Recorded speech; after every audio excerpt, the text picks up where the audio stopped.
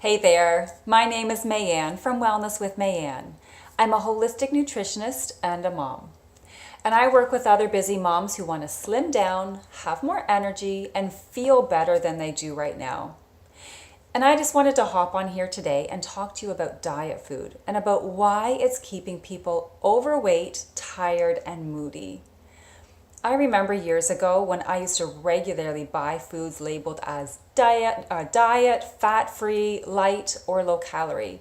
I would never buy full-fat milk or yogurt. It always had to be skim or 1%.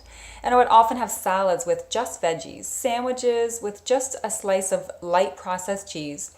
And if I would have a sub, again, I would order it with just veggies and a slice of processed cheese. I believed that this would help me to maintain my weight or help me lose a few pounds if I felt I needed to do that at the time. Truthfully though, this way of eating left me really hungry, especially in the evening. I craved carbs and junk foods a lot, and I was often easily irritated. I was always tired in the afternoon, especially around 2 or 3 o'clock, and I often found myself reaching for a pick-me-up at that time.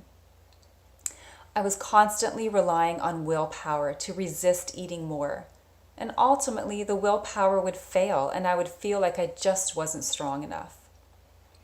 Years later, after studying nutrition, I realized that the way I was eating and relying on these diet foods, it was setting me up to fail.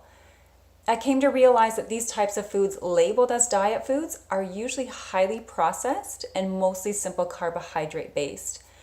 That's a bad combination when it comes to weight loss or for health or for feeling good in general. It's no wonder my willpower couldn't win against this one. I was fighting against blood sugar issues caused by eating mostly simple carbohydrates. Willpower alone is not going to win against that. So I came to realize that my lack of willpower was not my fault. And if you're relying on diet foods and find that you can't make the food choices you want to make and feel that you're just not strong enough to resist, that's not your fault either. There's a good chance that you're fighting against blood sugar issues as well, just like I was. And that's caused by eating mostly simple carbohydrates. I really thought I was making a good choice when I would just have lettuce and veggies with a light salad dressing for my lunch.